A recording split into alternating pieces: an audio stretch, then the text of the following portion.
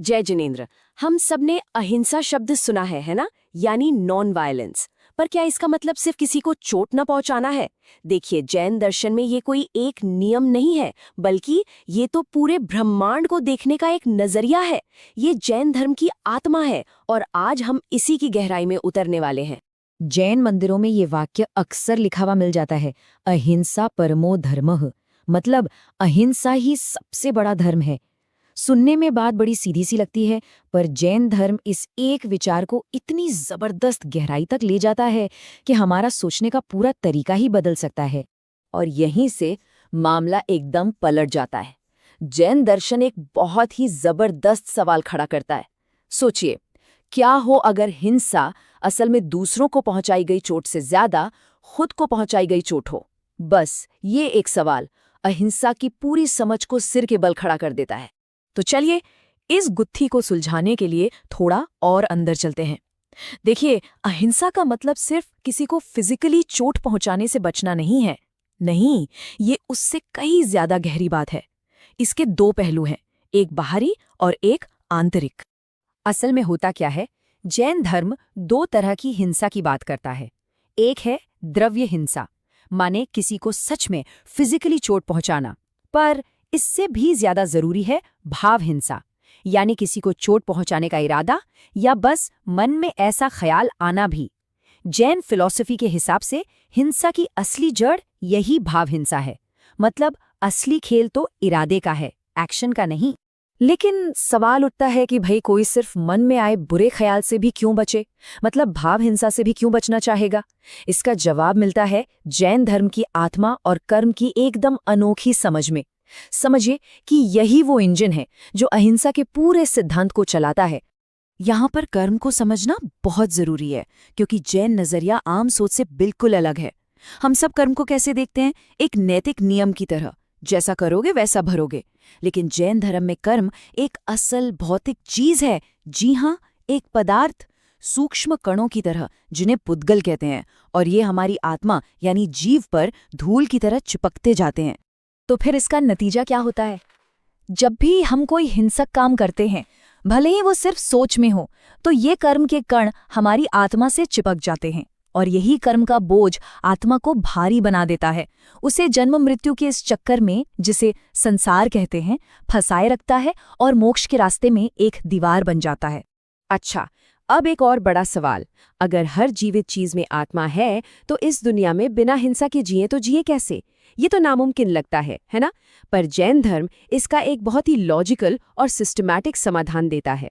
ये जीवन को उनकी इंद्रियों यानी सेंसेस के आधार पर बांटता है, जिससे एक तरह का कर्म गणित बन जाता है। तो ये सिस्टम काम कैसे करता है? जीवन को 1 से 5 इंद्रियों के हिसाब से बांटा गया है। सबसे नीचे हैं 1 इंद्रिय वाले जीव, जैसे पौधे, पानी, मिट्टी, जिनमें सिर्फ छूने की यानी स्पर्श की इंद्रियां होती हैं। और फिर इस सीढ़ी पर ऊपर चढ़ते हुए आते हैं 2, 3, 4 और सबसे ऊपर 5 इंद्रियों वाले जीव, जैसे हम इंसान और जानवर। और इसके पीछे का लॉजिक एकदम सीधा है। जिस जीव में जितनी ज्यादा इंद्रियां होती हैं, उसमें दर्द और तकलीफ महसूस करने की क्षमता भी उतनी ही ज्यादा होती है। इसलिए किसी ज्यादा इंद्रियों वाले जीव को नुकसान पहुंचाने से आत्मा पर कर्म का बोझ भी उतना ही भारी लगता है। अब इस पूरी फिलॉसफी का सबसे प्रैक्टिकल और कह सकते हैं सबसे दिलचस्प असर कहाँ दिखता है? हमारी खाने की थाली पर। जी हाँ, हम क्या खाते हैं ये तय करता है कि हम कितना कर्मिक बोझ उठा रहे हैं। आइए देखते हैं कि ये कर्म गणित हमारी प्लेट में कैसे काम करता है। जैन डाइट को समझने के लिए निगोद नाम का एक कॉन्सेप्ट जानना बहुत जरूरी है। जरा सोचिए, ब्रह्मांड में अरबों खरबों अनगिनत सूक्ष्म एक इंद्रिय आत्माएं हैं जो हर जगह हैं। लेकिन कुछ खास पौधों की जड़ों में इनका एक विशाल भंडार होता है। इन्हीं को निगोद कहते हैं। और यहीं पर वो आहा मोमेंट आता है।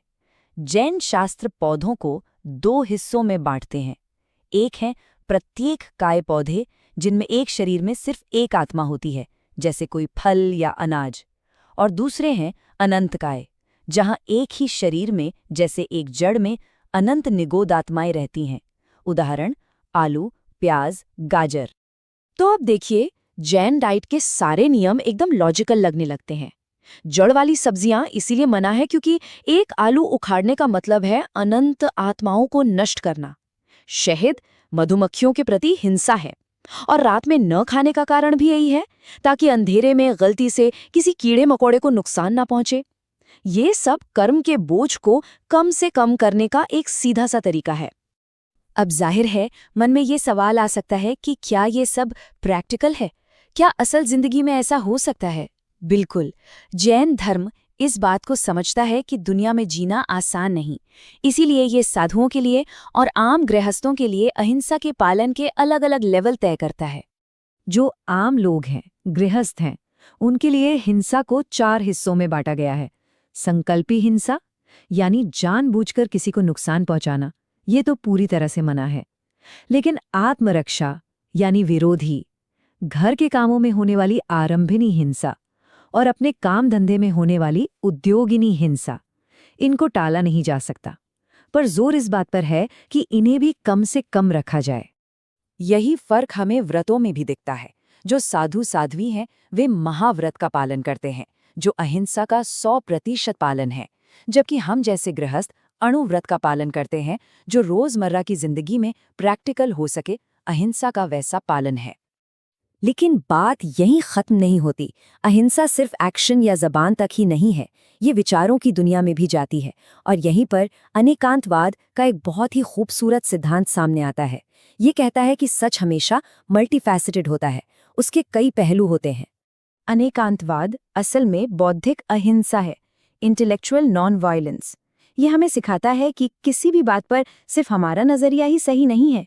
ये विचारों में कट्टरता को रोकता है और दूसरों के पॉइंट ऑफ व्यू की इज्जत करना सिखाता है। ये वाद विवाद में अहिंसा है। तो आखिर में ये पूरी समझ हमें एक बहुत गहरे सवाल पर लाकर छोड़ देती है। अगर हमारे हर काम, हर एक्शन और हर एक सोच का एक आध्यात्मिक वजन है जो सीधा हमारी आत्मा पर असर डालता है, तो ये चीज़ दुनिया में हमारी अपनी जिम्मेदारी की भावना को कैसे बदल देती है? ये एक ऐसा सवाल है जो वाकई सोचने पर मजबूर करता है।